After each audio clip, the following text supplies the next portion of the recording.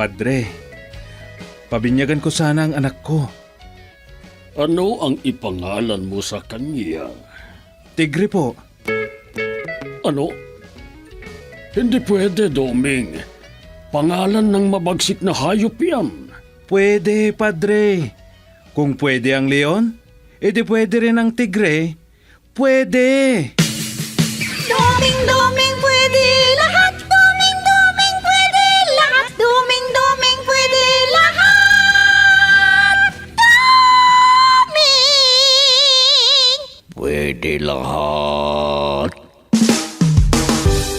Doming, pwede lahat.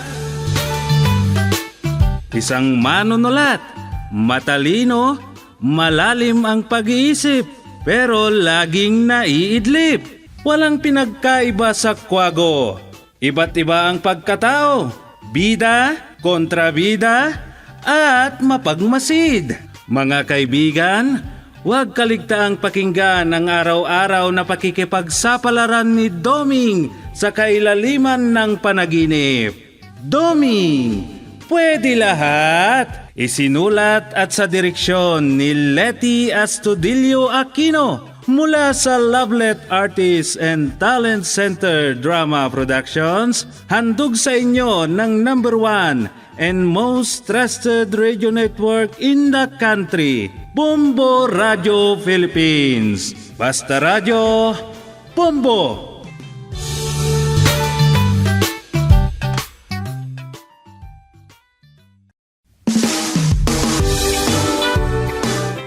At ngayon, inyong pakinggan ang pakikipagsapalaran ni Doming sa ilalim ng panaginip. Narito ang kwento na ating pinamagatang. Naubos na ang tagadasal. Dito sa ating dula, Doming, pwede lahat.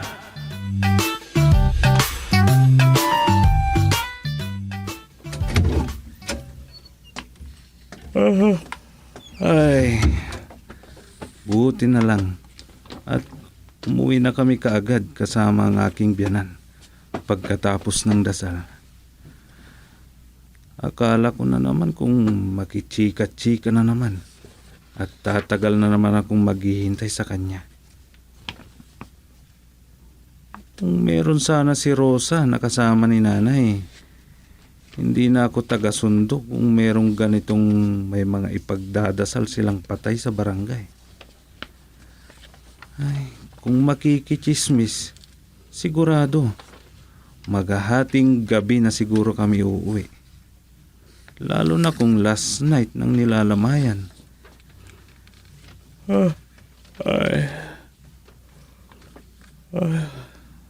Matutulog na ako agad kasi sunod-sunod na ang puyat ko dahil sa pagsundo sa biyanan ko.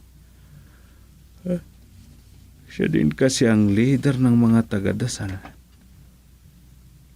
Kung meron sana si Rosa, siya sana ang kasama ni nanay.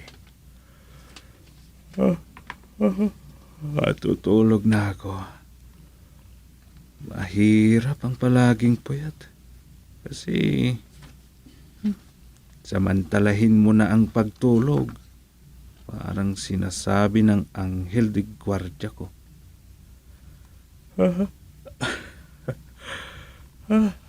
Tutulog na nga lang ako.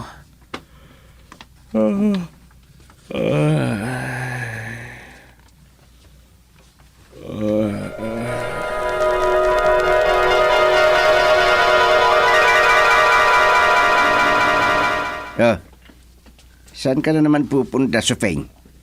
Palagi kang lumalabas ng hapon. Saan ka ba pupunta? Ay, magdadasal ako Saan pa ba? Alam mo naman na palagi akong nagdarasal sa lamay bawat hapon.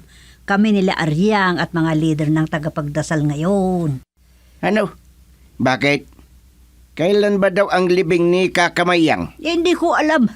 Kasi hintay pa nila yung anak nila na galing sa Hawaii. Yung maputi ang asawa? Oo! Puti na Amerikano ang asawa noon. Pero parang anak ng negro ang anak nila. Oo nga, ano. Naalala ko na yon. Sobrang puti na Amerikano ang ama nila. Pero puro negro naman ang mga anak nila. Paano yun? Ano yung sinabi mo na ni Grogo Steg? May intriga ka naman yan. Sige ka. O sige, alis na nga ako. Baka mahuli pa ako niyan. Baka may masabi sa akin ang kasama kong leader na taga-Dasal.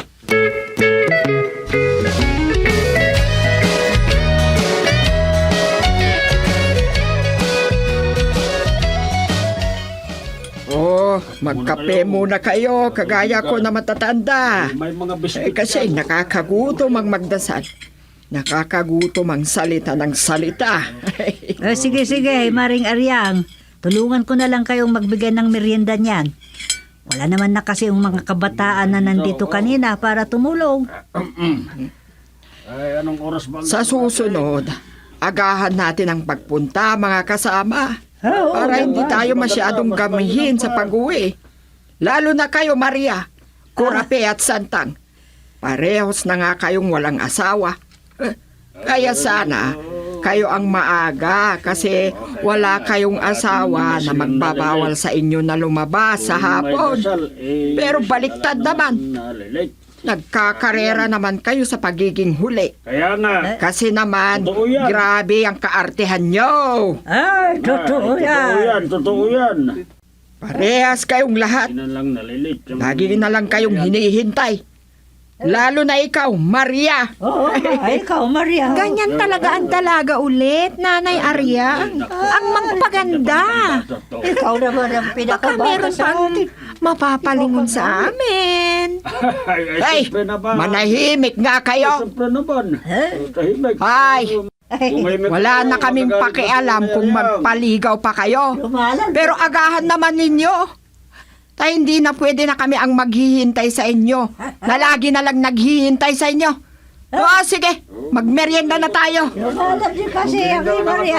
Marami pang Ang biskuit yan, istrikto mga naman ng leader na Nanay Aryang na yan. Ay, ito. Wala namang kahit konsiderasyon. Ay, huwag ka na magsalita, Maria. Ano? Hindi na lang kayo magpasalamat.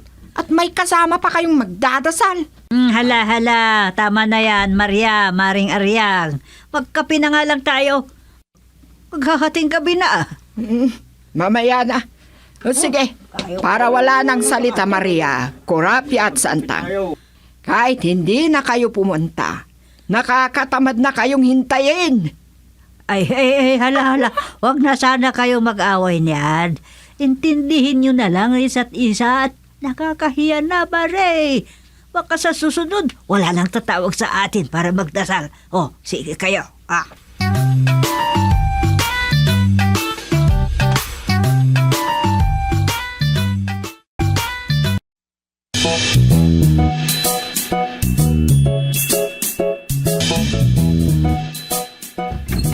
Ay, salamat at nakauwi na rin.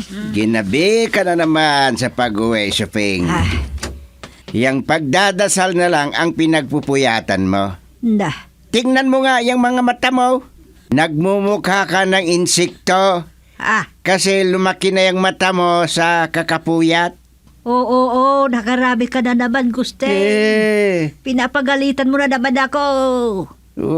Hindi magsalita ka rin. Hindi para sa amin itong ginagawa namin na pagdadasal kung may patay dito sa barangay Hingalo. Kundi, pakikiramay sa mga pamilya na namatayan itong ginagawa namin. Hindi mo ba alam yan? At siyempre, pagkikipagkapitbahay para sa iyo na bilang kapitan dito sa Hingalo Barangay. Ay, pa nga? nako. Hindi ba dapat? Asawa mo ako. Ikaw ang kapitan dito sa Hingalo Barangay. Dapat nga ikaw ang palaging nandun na nakikita ng mga tao eh. Sige. Tama na. Matulog na tayo. Buti pa. Salita anong ka dala ng mo? salita dyan. Wala. Ano ba naman sana? O kaya, binabayaran ba kayong magdadasal? Ano? Hindi ha? Bakit naman kami magpapabayad? Tulong namin ang mga yon. Ipagdasal namin ang mga kaluluwa ng mga namamatay. Ano ka ba? Sa bagay nga. Pero depende rin sa mga kasama mo. Baka naman... Oo, tama na. Huwag ka nang magsalita. Sige, Ay, tara na. Matulog na tayo. Pero kumain na ba kayo? natural naman. Magpakain naman sila kung tapos na ang dasal. O ikaw, kumain ka na. Hindi pa. Ah, Hinihintay nga kita eh. ano? Ayan, yan. Ang sinasabi ko sa'yo, Gusteng. Kaya kagalit dahil hinihintay mo ako na maghanda ng pagkain para sa'yo. Ano ka ba naman? Nagluto na nga ako ng kakainin mo bago ako umalis para magdasal dahil alam ko na gagabihin kami sa pag-uwi. Pero ano ka ba? Ay, Hala! Sige na, una! Nagsalita ka ng salita na naman. halika na ka. Kukuha ako ng makakain mo. Ay, Sanda na pagkain sa sarila. ang hirap naman dito. Pinagluto na nga. Talo na naman ako kay Suping kung ganito. Puro na lang dahilan. Hay naku!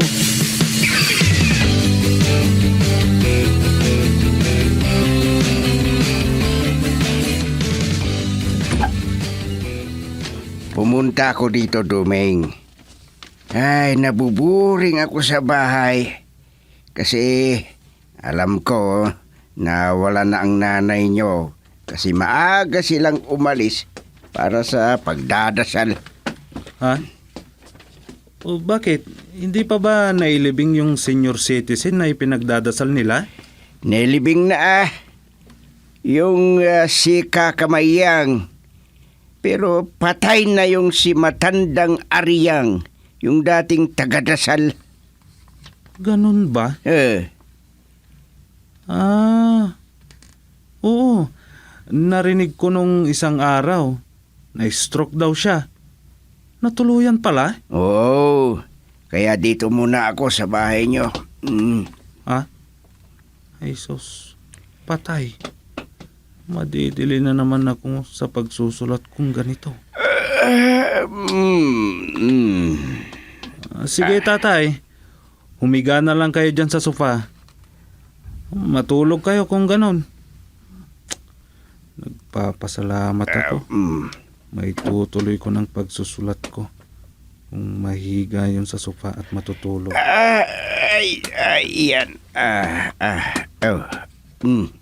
Nako. Oh, bakit naghubad kayo, tay? Bubuksan ko yung electric fan. Huwag. Masahiin mo nga ako. Ay na, whole body. Ha? Simulan mo sa paa ko hanggang sa ulo ko. Ano eh? Sige na. Masakit ang katawan ko. Kaya masahe ang kailangan niya. At galingan mo, ha? Sige, tay. Ay, nako. Napapasabak ako sa pagmamasahe ngayon. Wala akong matatapos na script.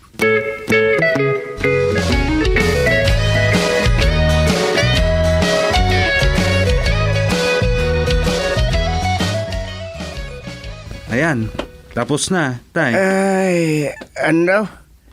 Tapos na. Oo. Natulog naman kayo habang minamasahe ko kayo. Ay, nakahinga ko ng maluwag. Paano ba naman napapagod ang tao? Ganun ba? Ano ba ang ginagawa nyo? Siyempre, kahit nakaupo ang tao sa opisina sa barangay, ay napapagod din kung iisipin ang mga kasama na di man lang pumupunta sa opisina kahit duty nila. Ay, nako, yan na lang palagi ang ikinai-stress nyo. Hayaan nyo na lang kasi sila. Ay, hindi naman pwede na puro na lang okay ang lahat. Kailangan din silang sitahin paminsan-minsan. Ano ba ang dahilan? Malapit ng mag-alas 7. Ay. Medyo matagal din palang pagmamasahe mo sa akin. Sige na at makauwi na ako. Baka mamaya mauna pa si nanay nyo na makauwi. Iba na naman ang iisipin niya. Oh, bakit? Nag-aaway kayo ni nanay? Ay, hindi naman masyado. O sige, uwi na nga ako.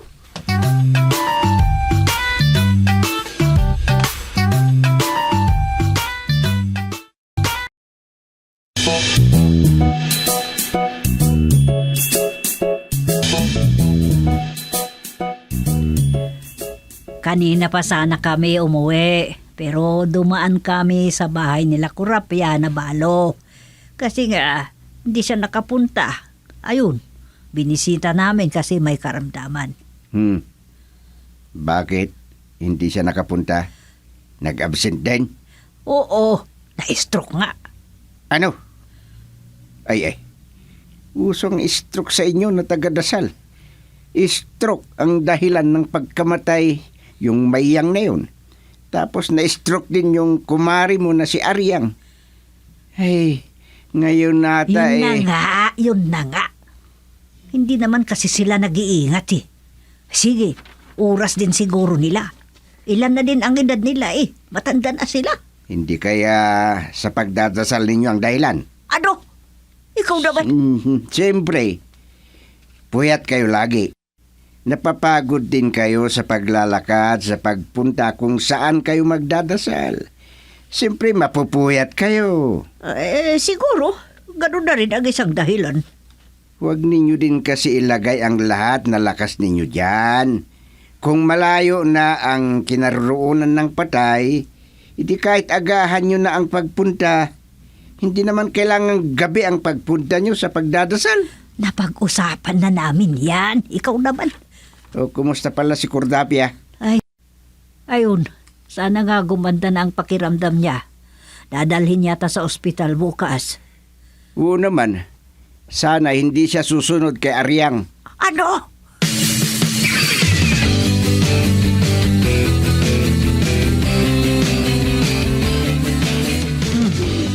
Wala pa naman yung isa nating kasama na taga-Dasal, mga kapatid. Ay, oo nga. Anong oras na? Bakit kaya? Anong nangyari kay Santang? Ay, yun nga eh. Wala na naman siya pa abiso kung hindi siya pupunta. Paano yan? Ay, hindi pa naman pumunta si Cordapia. Hindi din siya makakapunta. Ilan lang tayo na magdadasal. Ayun na nga eh. Ay, paano na ito? Ngayon lang hindi makapunta. Ay, nahuli na mula nung naghagubilin noon si Mari Aryang. Ngayon na si Maring Aryang ang ipagdasal natin, absent pa. Sige, hintayin na lang natin. Baka mahuhuli lang yawn. Ay, yun na siguro. Hintayin natin. Wala tayong magagawan yan. Mga inay, Dumeng, bakit? inutusan ako na wag nang hintayin si Nanay Cordapia. Itinakbo nila sa ospital kanina lang. Ano? Bakit daw? Anong nangyari? Lumalala ata yung sakit niya. Hindi daw siya makahinga. Ay, asaws. Baka naman humabol siya sa lamayan. Ay, ano ba naman yung sinabi mo, Maria? Ay, suray. Ay, kung ano na naman ang sinasabi ko kasi. Ay, sus. Simulan nyo na daw ang pagdadasal at umuwi na kayo agad. Bakit? Ano sino may sabi niyan, Dubay? Bili ni Chairman Gusting. Ano? Bakit daw? Magpahinga daw kayo. Baka kayo ang susunod na mamamatay. Ano?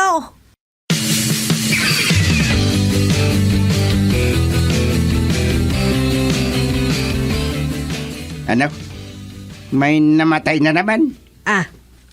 Ano? Bakit? Sino na naman? Kalilibing lang ni Kumari Aryang at kapatid Santang. Oo, talagang sunod-sunod na naman. Senyor din na kasama nyo. Marami na din kasi tayo na senyor. Marami pa mga matatanda dyan pero pwede tayong sumunod sa kanila. Sandali. Sino naman ba ang namatay? Si Pilar Pilat. Hindi siya masyado na active na membro ng asosasyon. Oo nga, si Pilat. Meron daw siyang sakit eh. Patay agad? Oo. Hey, sa bagay, noong nakaraang linggo pa daw siya alanganin, sabi ng anak niya. Buti nga't nauna pa sila Kumari Aryang at kapatid Santang. Nagkakarira na yata ang mga pwedeng mamatay. Ah, Pero kung... ay, Ikaw? akala mo ikaw ang leader na magdadasal sa mga patay. Ay, huwag mo na, Sopeng. Talaga namang hindi na. Bakit? Pangarap ko bang maging leader dyan? Hindi Pero yun ata ang alam ni Mando na asawa ni Aryang ngayon. Wala akong plano dyan, Gusting. Ah, Siya na ang magsisimula na magdasal sa mga patay kung gusto niya. oo. Ngayong araw ang una niyang makikipagdasal. Nauubos na kasi kami sa grupo namin na taga-dasal.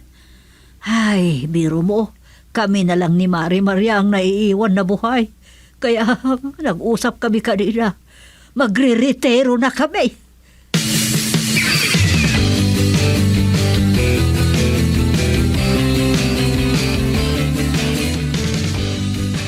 Ay, nako, ano ba yan? Ikinamatay niya daw yun. Ha? Sino ang namatay? Chairman? Ay, si Santa nga. Mas nauna na siya kay Cordapia.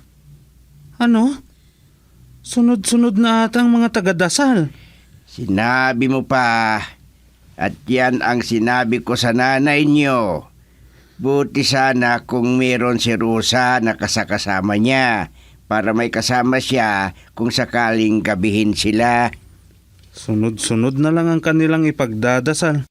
Lalo na sabay-sabay sila kila Nanay Cordapia at Nanay Aryang na ipagdadasal. May nosto na sila. Ay, ilan na lang silang naiiwan. Nakakasakit din naman si Nanay Cordapia nyo. Dalawa na lang sila na leader.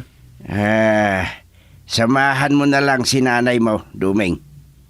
Ha? Ano?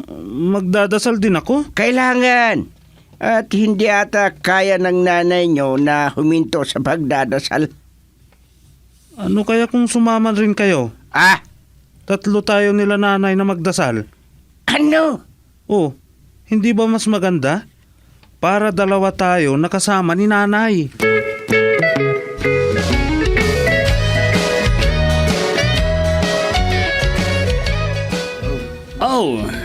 Nagtataka ako mga kasama. Wala naman na sila Supeng at Maria na leader na magdadasal. Mang Mando, hindi daw sila sasama na magdadasal. Magre-retire na daw sila. Ano? Sabi nila, kayo na lang daw ang papalit. O sige Mang Mando, alis na ako. Sinabi ko lang ang habilin nila. Ganun ba? Ay, good. Panahon ko na rin para maging leader. O sige Mang Mando, alis na ako. Mga kasama, tayo'y magdarasal na. Ako na ang leader nyo, ha? Kaya ibahin na natin ang lumang estilo sa pagdarasal, ha? Bakit naman? May inihanda ako na bagong ayos ng pagdarasal. Excuse me, Tatay Mando, excuse me. May bilin ang nanay namin bago namatay. Hindi na niya gusto na ang pagdadasal ang bibigyan ng pansin. Ay bakit naman? Ba't ayaw niyang maipagdasal? Hindi naman sa ganoon, pero iba ang relihiyon namin. Iba ang sistema namin sa pagdadasal. Ano? At meron na itong na-hire na kakanta sa labing. Kaya walaan ang dasal-dasal. Ano?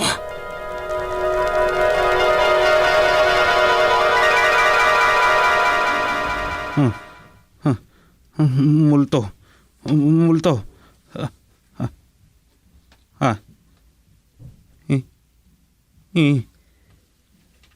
Multo yung mga taga-dasal.